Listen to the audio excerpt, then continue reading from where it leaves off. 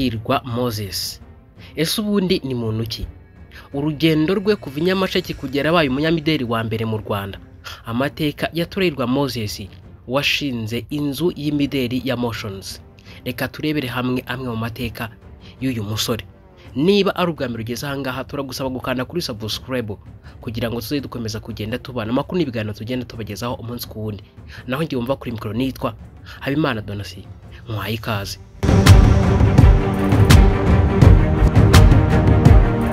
Turahirwa Moses yabonye izuba mu mwaka w'1991.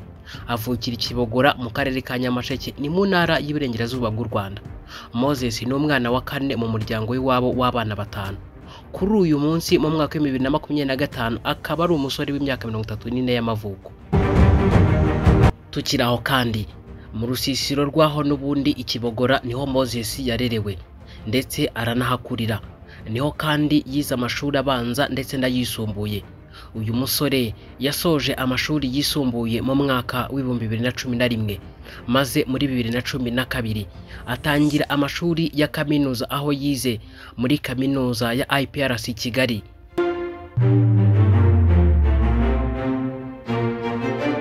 Moses yaje gusoza amasomo ye mu mwaka w'2015 mu ishami ry'ubwubatsi mu by'amazi, Civil Engineering in Water and Sanitation Technology, maze ahabwa impamyabumenyi y'icyiciro cya mbere cya kaminuza kizwi cyane nka A1.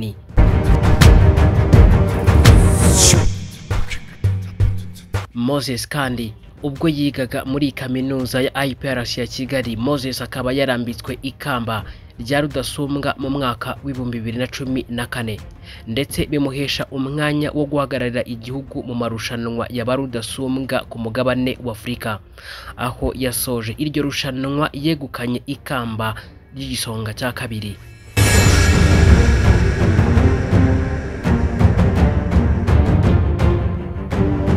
Moses yakomeje kwiga dore ko mu mwaka w'2021 yaje gusoza amasomo y'icyiciro cya gatatu cya kaminuza Masters mu bijyanye no guhanga imideli. Iyi ngiyi akaba ari nayo mpamyabumenyi yakuye mu ishuri ryigenga ryigisha ubugeni rya Polymoda Fashion School. Iri shuri rikaba riherereye mu mujyi wa Florence mu gihugu cy'Ubuyapani. Urugendo rwa Moses mu mideli rutangira akiri umwana muto, ntabwo ari ibintu byamugwirire ngo abyisangemo. Uyu musore yarerewe mu muryango w'inzobere mu by'ubudozi cyane ko na nyina umubyara yari umudozi ubizi neza utabishakisha. Mu mwaka w'2015 ubwo yari amaze gusoza amasomo ya kaminuza muri IPRC ya Kigali, Moses nk'abandi basore bose yagerageje kureba icyo yakora kikamubyarira amafaranga. Mu byo yari yarize yabonaga ibiraka ariko bidahoraho, birumvikana yariryaga akimara.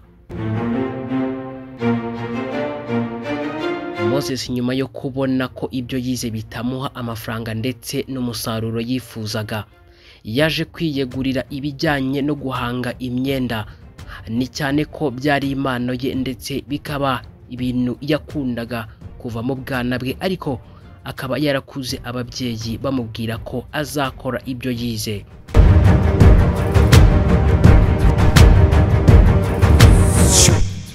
Mu mwaka w'2015 uyu musore yahise afungura ku mugaragaro inzu ye ihanga imyambaro yise Motions. Atangira yari afite umukozi umwe wenyine bafatanyaga gukora iyo myambaro n'ubundi. Imyenda ya mbere yahenze yaje kwerekanwa mu birori byo kwerekana imideli bya Kigali Fashion Week mu mwaka w'2015. Imyenda ye kandi yayimuritse mu bihugu bitandukanye birimo Nigeria, South Africa, Namibia, Ubutaliyani ndetse n'ibindi byinshi. Nyuma yaho Moses amaze kubona ko bitangiye kugenda biza neza, yaje kwandikisha company ye ya Motions mu kigo cy'igihugu cy'iterambere RGB.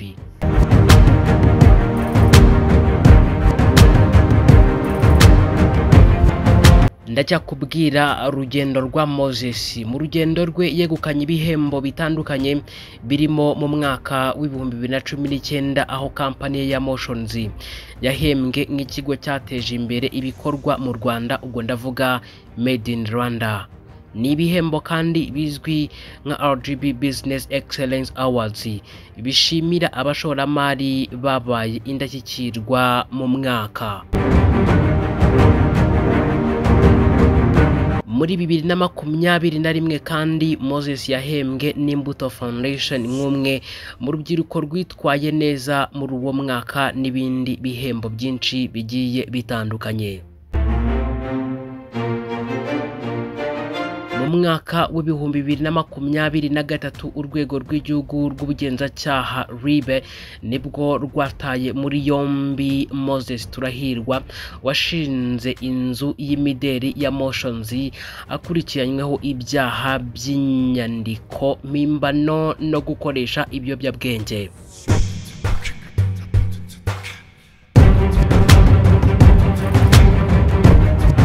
Gusa nyuma yaho tariki ya 15 Kamena 2025 urukiko rwategetse ko Turahirwa Moses nta mpamvu zikomeye zituma akurikiranwa afunze, rutegeka ko arekurwa akajya akurikiranwa ari hanze.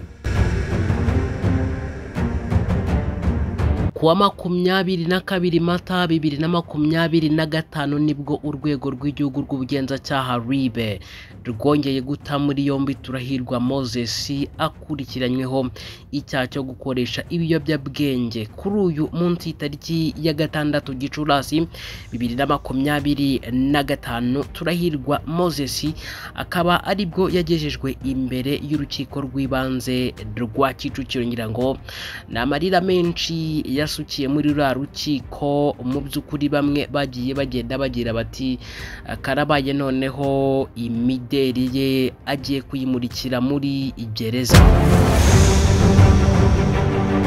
Ahangaha wenda icyo wakwibaza, akaba yararezwe ibyaha n'ubushinjacyaha birimo icyaha cyo gutunda, kunywa ndetse no kubika urumogi. Umwanzuro w'urubanza kwifunga n'ifungurwa ry'agateganyo urukiko rukaba rwemeje ko ruzasomwa tariki ya 9 Gicurasi 2025. Ndagushimiye kandi mwifurije gukomeza kugira ibihe byiza, ariko mbanze ngubwire ngo niba uzi neza kutakanze kuri subscribe, biri wo mwanya mwiza wo kubikora kugira ngo tuzajye dukomeza kugenda tubana mu makuru n'ibiganiro tugenda tubategurira umunsi ku wundi. Ni Amakuru XTV, ni umuyoboro ukugezaho amakuru agiye atandukanye abari kugenda bera hirya no hino ku isi. Mukomeze kugira ibihe byiza.